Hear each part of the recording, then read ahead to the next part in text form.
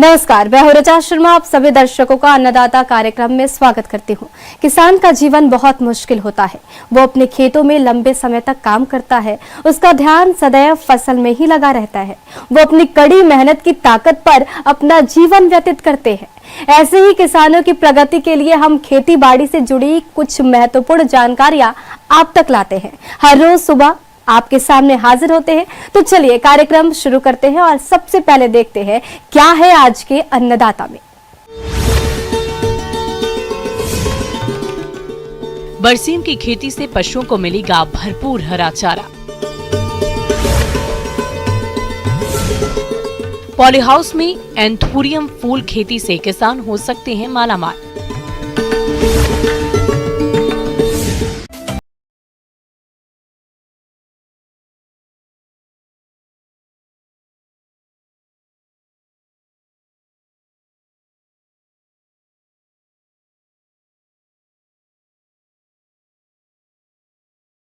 पशुओं के लिए बरसीम बहुत ही लोकप्रिय चारा है। ये पौष्टिक और सुपाच्य भी होता है। पशु इसे बड़ी चाव से खाते भी हैं।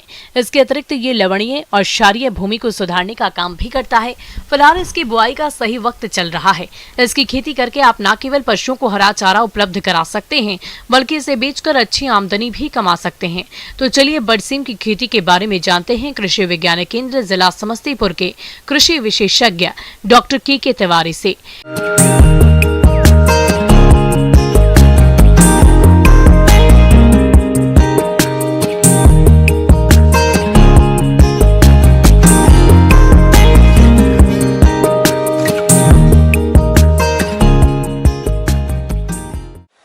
बरसीम और जई, जहाँ तक कि हम जानते हैं कि जो हमारा जो जाड़े या जिसको हम रबी मौसम की एक महत्वपूर्ण चारे की फसल है।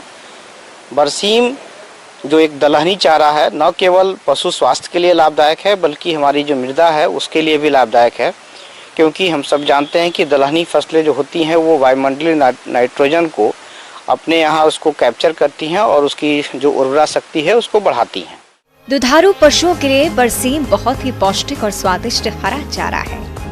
इसमें रेशे की मात्रा कम और प्रोटीन की औसत मात्रा 20 से 22% की होती है। ये चारा आसानी से पचता है, जिस कारण पशुओं को अलग से खरीदाना देने की जरूरत कम पड़ती है। बरसीम को खिलाने से पशु स्वस्थ रहते हैं और उनका दूध उत्पादन बढ़ता है। बरसीम का अधिक उत्पादन होने पर हरे चारे का साइलेज बना सकते हैं, जो चारे की कमी होने के समय पशुओं को खिला सकते हैं।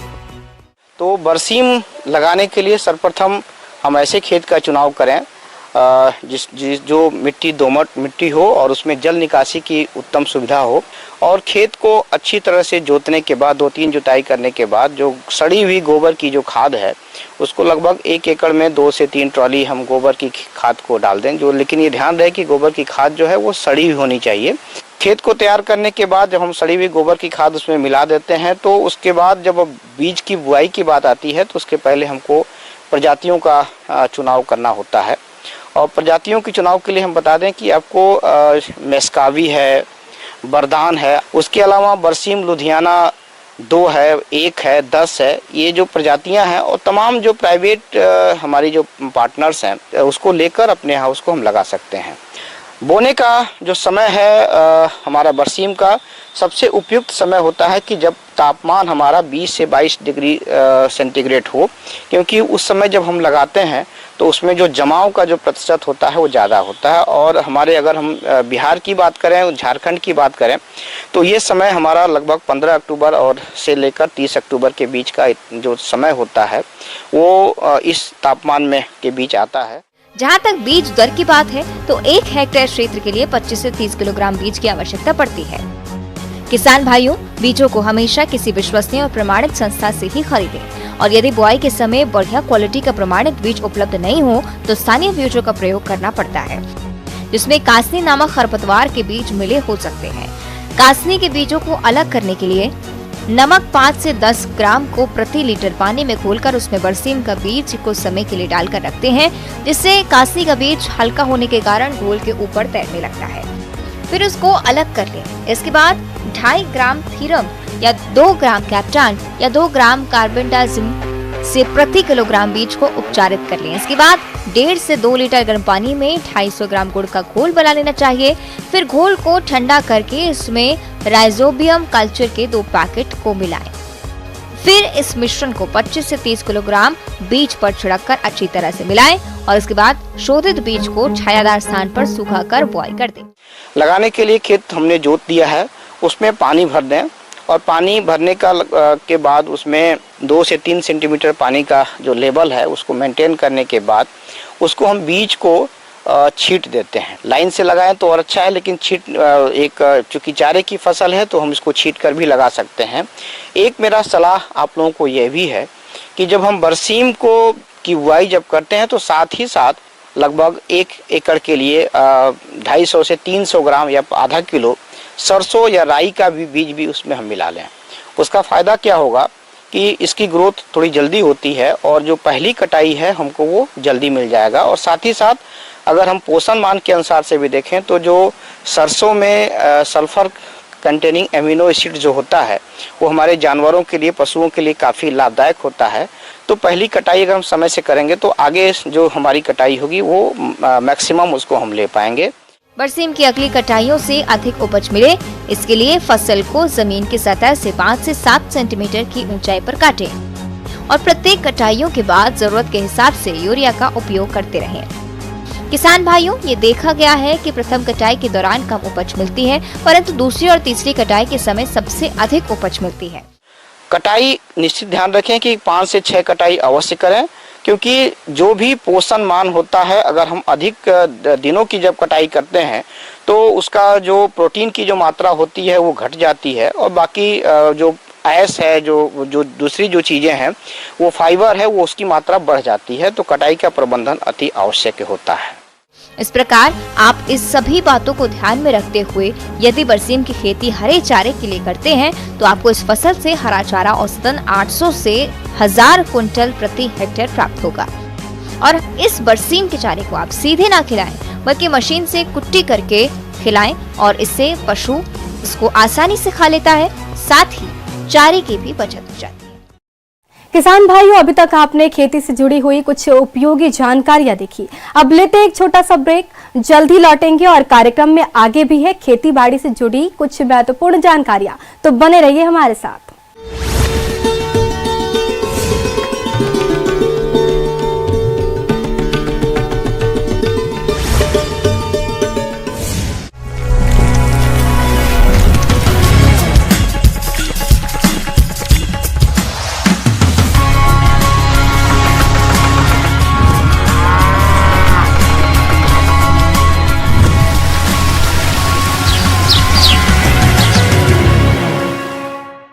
ब्रेक के बाद आप सभी दर्शकों का अन्नदाता में स्वागत है। चलिए अब रुक करते हैं अगली कड़ी की ओर।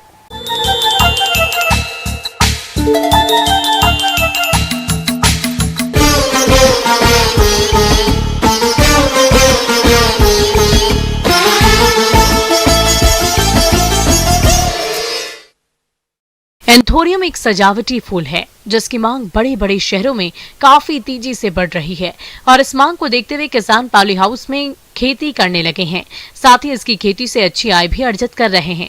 तो आज किसान इस लाभ को देखते हुए इसकी खेती करने जा रहे वे किन किन वैज्ञानिक पहलुओं को अमल में लाएं, आइए जानते हैं कृषि विज्ञान केंद्र जिला मुजफ्फरपुर के कृषि विशेषज्ञ डॉक्टर रोहित मौर्य से।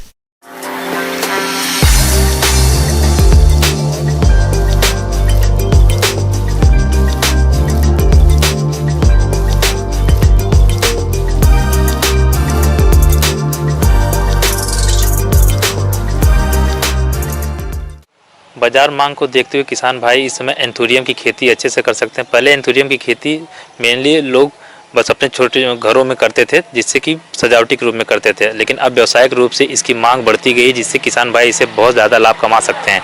पहले इसके फूल जो थे वो बिकते थे, फूल इसका 5 से 10 रुपए का बिकता था। अब इसके पौधे सहित जो जिसमें पत्तियां लगी हुई होती हैं वो 25 से 30 रुपए में एक फूल बिकता है। अगर इसको पॉट के रूप में हम डेवलप करके किसान भाई बेचते हैं बाजारों में तो वो लगभग 250 से 300 रुपए प्रति पौधा पाट के रूप में बिकता है। इसका इसकी वैरायटी के जब हम चूज करते हैं या फिर सिलेक्शन करते हैं तो हमको विश्वसनीय संस्थान से भी इसकी वैरायटी को लेना चाहिए और या तो अपने खेतों में लगानी चाहिए। इसमें मेनली 3 प्रकार के या फिर 3 रंग के वैरायटीज होते हैं। पहला होता है रेड या लाल, दूसरा ऑरेंज, तीसरा व्हाइट। एंथोरियम फूल से अधिक लाभ मिले, इसके लिए इसकी उन्नत प्रजातियों का चयन करना चाहिए। बाजार में विभिन्न रंगों के अनुसार फूलों की प्रजातियां मिलती हैं, जैसे लाल रंग की किस्में टेम्पटेशन, मैरिसस रेड, एविटा, सफेद रंग की किस्में एंजल, मॉरिसस सफेद का प्रयोग कर सकते हैं। और भी रंग की किस्में होती हैं जिनका प्रयोग कर सकते हैं। किसान भाइयों, फूलों की विभिन्न किस्मों का चयन करना सही रहता है, क्योंकि बाजार में विभिन्न रंगों के फूलों की मांग होती है। इसके पौधों को हमेशा विश्वसनीय संस्था से ही खरीदना चाहिए। और अब इसके लिए अब हम बात करते हैं कि इसमें टेम्परेचर या फिर इसका कल्टीवेशन हम कैसे करते हैं। तो इसका कल्टीवेशन हम ओपन फील्ड में कर सकते हैं, लेकिन जनरली इसलिए नहीं कर सकते क्योंकि इसमें टेम्परेचर का बहुत एडवर्स इफेक्ट पड़ता है, जो विपरीत प्रभाव पड़ता है। इसके लिए जो हमारा फेवरेबल टेम्परेचर होता है वो होता है 15 से 28 डिग्री सेल्सियस। अगर 28 डिग्री सेल्सियस के ऊपर टेम्परेचर एक्सीड करता है तो इस पर उसका प्रतिकूल प्रभाव पड़ता है। तो इसलिए हम इसको पॉली हाउस में करते हैं या फिर नेट सेड हाउस में करते हैं। नेट सेड हाउस में करने से क्या होता है, 24 से 28 डिग्री सेल्सियस में इसका जो वेजिटेटिव ग्रोथ होता है बेहतर होता है और फ्लावर में कन्वर्ट हो जाता है इसके लीव्स। और इसमें जो ह्यूमिडिटी होती है पॉली हाउस या नेट हाउस में, उसको हम मेंटेन कर लेते हैं फॉगर से, जो 75 से 80% होता है। अब हम बात करते हैं इसकी क्या मतलब न्यूट्रिशन कैसे करना है या फिर इसका मीडिया कैसे तैयार करना है। इसके लिए हमें सबसे पहले जरूरत होती है पौधों को लगाने के लिए मीडिया की जरूरत होती है। इसमें मीडिया छिद्रयुक्त मीडिया यूज होता है। जैसे छिद्रयुक्त मीडिया में हमारा कोकोपीट हुआ, गोबर की सड़ी हुई खाद हुई, सड़ी हुई मिट्टी हुई, पुआल हुआ, सड़ी हुई पत्तियां हुई, इनको हम क्या करते हैं, ये या तो पॉट में भर देते हैं या किसी एक क्यारी में डाल के पानी डाल के इसको सड़ा देते हैं। जब ये सड़ जाती हैं तो इसके जो मीडिया होती है, जो सबस्ट्रेट होते हैं, वो छिद्रयुक्त हो जाते हैं। तब इसमें हम पौधों का प्रत्यारोपण करते हैं। जो पौधे होते हैं या तो हमको टिश्यू कल्चर से प्राप्त होते हैं या तो हमको साइड सकर्स से प्राप्त होते हैं। जो पुराने पौधे होते हैं उनके बगल से जो सकर्स निकलते हैं उसको हम साइड सकर्स बोलते हैं। उन्हीं का उपयोग हम नए पौधों के रूप में करते हैं। किसान भाइयों, एंथोरियम फूल की खेती के लिए सबसे जरूरी होता है इसे उगाने वाला मीडिया तैयार करना। मीडिया तैयार करने के लिए कोकोपीट, सड़ी हुई पत्तियां, बालू मिट्टी, लकड़ी का बुरादा, घास और पुआल आदि की जरूरत होती है। इन अवयवों क्यारियों में डालकर हल्की सिंचाई करते हैं और कुछ दिन तक इन्हें सड़ने देते हैं। इसके बाद तैयार पौधों या सर्कस की रोपाई 25 से 30 सेंटीमीटर की दूरी पर करते हैं। एक क्यारी में पौधों को 2 से 3 कतारों में लगाते हैं। और इसके बाद हम आते हैं अब न्यूट्रिशन की बात करते हैं। तो इसमें हमको न्यूट्रिशन कैसे देनी है। इसमें न्यूट्रिशन हम यूरिया डाई पोटास के रूप में नहीं देते हैं।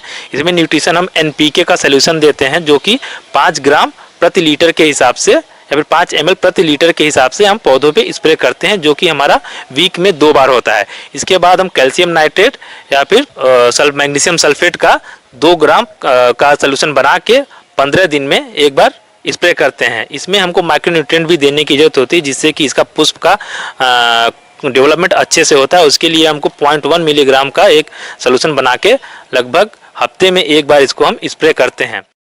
एंथोरियम फूल की फसल बहुवर्षीय फसल होती है, इसलिए फसल से सही पुष्प उत्पादन मिलता रहे, इसके लिए समय समय पर कुछ खास प्रबंधनों को करना पड़ता है, जिनमें से प्रमुख है फसलों की कटाई छटाई।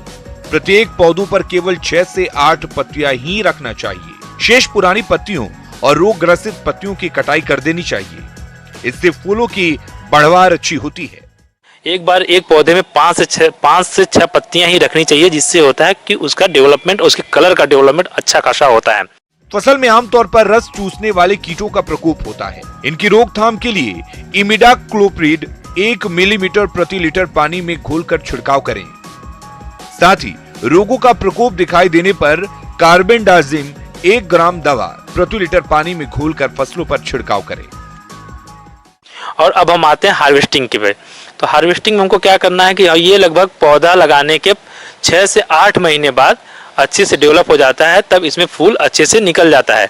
जब हम पत्तियों के देखते हैं कि पत्तियों का कलर 1/3 रंग बदल जाए, तब हम इसको तोड़ने योग्य हो जाता है, तब हम इसको तोड़ सकते हैं या फिर इसके हार्वेस्ट कर सकते हैं। तो ये 5 से 8 महीने में ये तैयार होता है और ये 1 साल में 5 से 6 फूल एक पौधे से प्राप्त किया जा सकता है। और ये जो हमारा पौधा होता है, एक बार लगाने के बाद ये 6 से 8 साल तक अच्छे से फ्लावर्स और उसकी लीव्स देता है। और अगर हम चाहें भी तो इसके नए नए पौधे इसी पुराने पौधे से साइड सकर से निकाल के मार्केट में बेच सकते हैं। और एक पौधे की कीमत हमारी होती है 250 से 300 रुपये, और एक फूल की कीमत होती है 25 से 30 रुपये। और इसके पत्तियों को भी हम सजावटी रूप में भी बेच सकते हैं, जिससे हमको एडिशनल इनकम प्राप्त होता है। आगे और भी है खेती बाड़ी से जुड़ी बहुत सी रोचक जानकारियां, पर यहाँ पर रुकेंगे एक और ब्रेक के लिए, जल्द हाजिर होते हैं।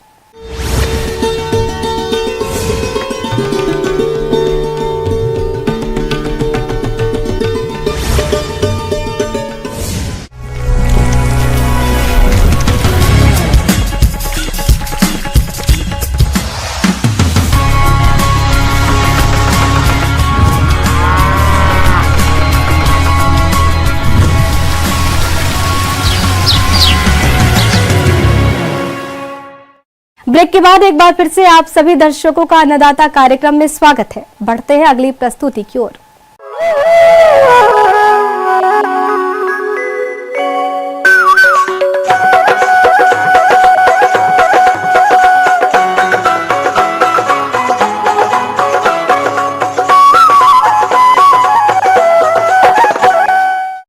किसान भाई कृषि सह व्यवसायों के अंतर्गत मुर्गी पालन व्यवसाय को अपनाते हैं और अधिक लाभ भी कमाते हैं, लेकिन इस व्यवसाय में कई घातक रोगों का प्रकोप होता है और इन्हीं में से एक रोग है कॉक्सीडियोसिस।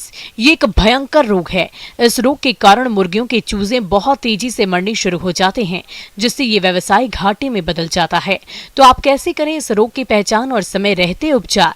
आइए जानते हैं बिरसा कृषि विश्वविद्यालय कांके रांची के डॉक्टर सुशील प्रसाद से।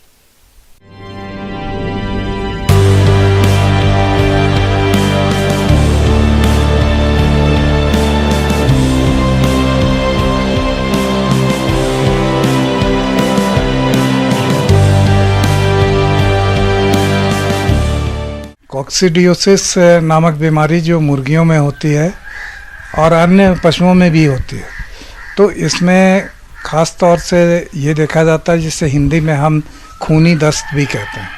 खूनी दस्त कहने का मतलब हुआ यानी कि डायरिया के साथ ब्लड भी आए।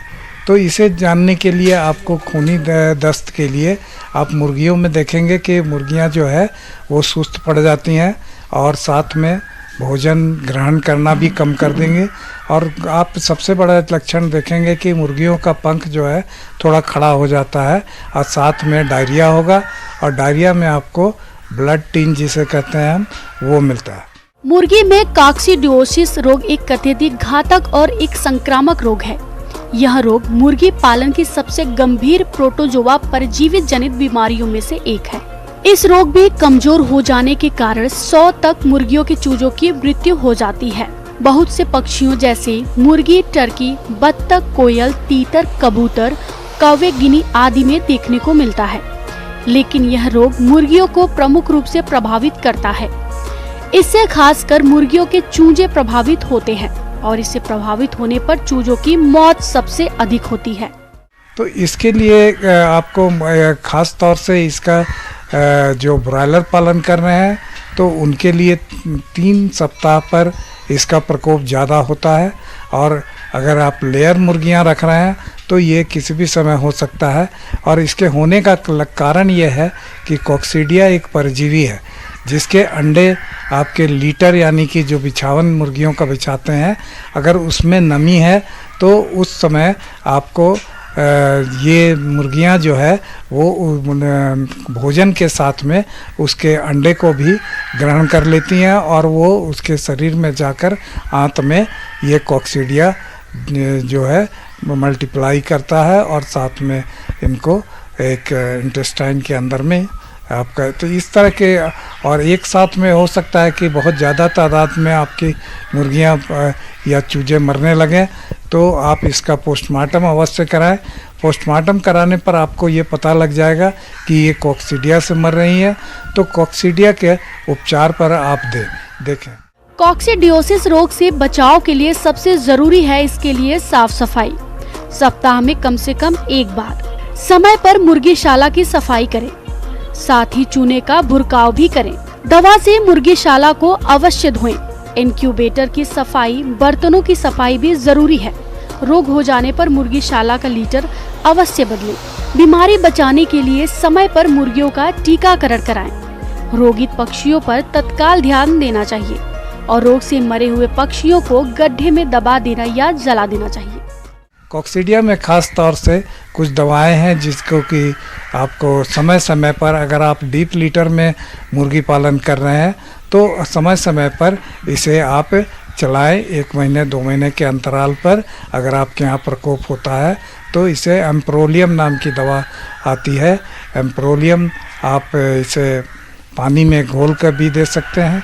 इसकी कुछ दवाएं हैं जो पाउडर फॉर्म में आती हैं, उनको आप दाने के साथ मिक्स कर सकते हैं। यानी कि 50 ग्राम प्रति क्विंटल दाना पर अगर देंगे तो इससे है कि ये कॉक्सीडियो स्टैट का काम करेगा, यानी कि कॉक्सीडिया के अंडे को पनपने नहीं देगा, जिससे कि आपके मुर्गियों की रक्षा हो सकती है। तो पानी में या इसके दवा को अगर पानी में दे रहे हैं तो कम से कम 3 दिन अवश्य चलाएं। 3 दिन तक के बाद ही, ऐसा नहीं कि 1 दिन दवा देकर छोड़ना नहीं है।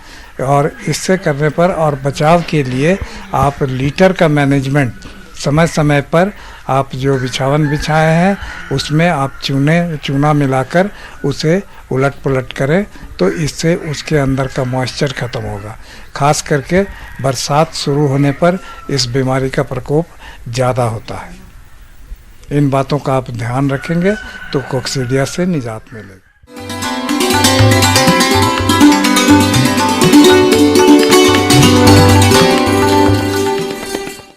अन्नदाता हेल्पलाइन निःशुल्क फोन संपर्क सेवा के माध्यम से आपके द्वारा पूछे गए प्रश्नों में से 1 या 2 महत्वपूर्ण प्रश्न को हम अपने कार्यक्रम में शामिल करते हैं।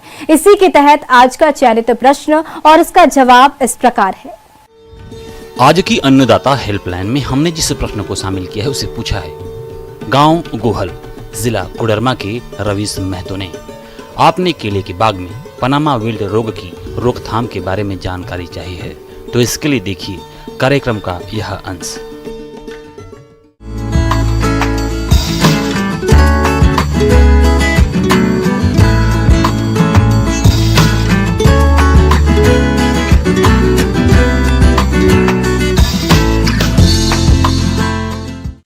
हमारे किसान भाई जब भी केला की खेती करते हैं तो उसमें खास करके जो पुरानी जो लोकल वैरायटी होता है उसमें खास करके पनामा डिजीज जो होता है ये काफ़ी लगता है।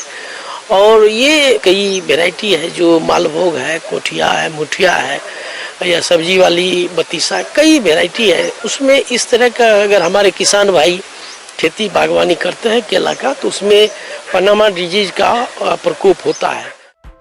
इस तरह से ये रोग पौधों में फैलता है। इसकी शुरुआत एक पौधे से होती है, धीरे धीरे पूरे खेत में फैल जाता है। अगर रोग के लक्षणों की बात करें तो पौधे की वृद्धि कम हो जाना, पौधों का पीलापन इत्यादि लक्षण प्रदर्शित होते हैं। रोग के लक्षण प्रारंभ में फसल पर कुछ ही पौधों पर प्रकट होते हैं और धीरे धीरे बढ़कर भयंकर रूप धारण कर लेते हैं। और रोग की उग्रता अधिक होने पर पूरा पौधा काला होकर सूख जाता है, जिससे उत्पादन में काफी गिरावट देखने में आती है। तो रोग जब भी किसान भाई हमारे इस तरह का दिखाई देता है जहाँ भी खेत में, तो वैसे खेत को आप 4-5 साल तक उस खेत में आप केला की खेती नहीं करें तो ज़्यादा बेहतर है। और खेत में रोगग्रस्त अगर पौधा है तो पूरा जड़ से निकाल देना चाहिए। 1 से 2 किलो चूना गड्ढे में सभी को डाल के, जो रोगग्रस्त केला है उसमें डाल के उसको नष्ट कर देना चाहिए। तो इससे भी आपको पनामा का जो भी कवक है वो नष्ट हो जाता है। रोपने के पहले भी आप उपचार कर सकते हैं। 2 लीटर नेमागन प्रति हेक्टेयर के हिसाब से आप दवा का प्रयोग आप कर सकते हैं। और ये प्रयोग इसके बाद भी 6 से 12 महीने के अंतराल पर भी आप नेमागन दवा का प्रयोग पर खेत में कर सकते हैं। और ये पनामा रोग रोधी जो वेराइटी होता है उसका आप सिलेक्शन करके आप लगाएं। जैसे आप ड्वार्फ कैवेंडिश है या बरसराई है, रोबस्टा है, ये सब वेराइटी आप पूरे आप उस खेत में लगा सकते हैं। और ये इस रोग से रोग रोधी क्षमता इसमें डेवलप है। तो इससे भी आप पनामा डिजीज को कंट्रोल कर सकते हैं, तो आपको केला से लाभ मिल पाएगा। तो इस तरह इन सारी बातों को ध्यान में देके आप केला की खेती करें।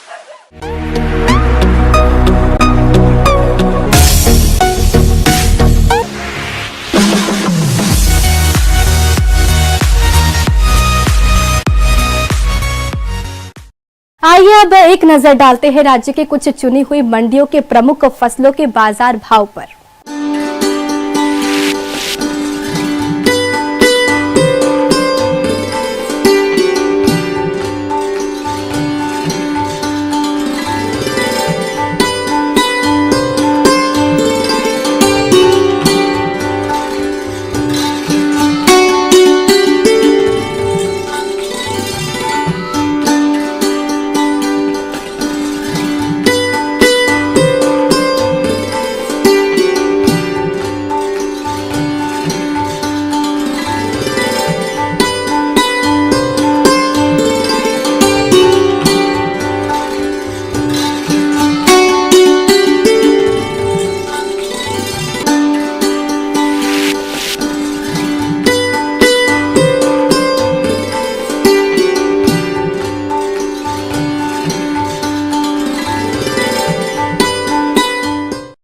किसान भाइयों, अन्नदाता आपकी सेवा के लिए संकल्परत है। कृषि संबंधित समस्या और सुझावों के लिए आप हमें इस पते पर संपर्क भी कर सकते हैं।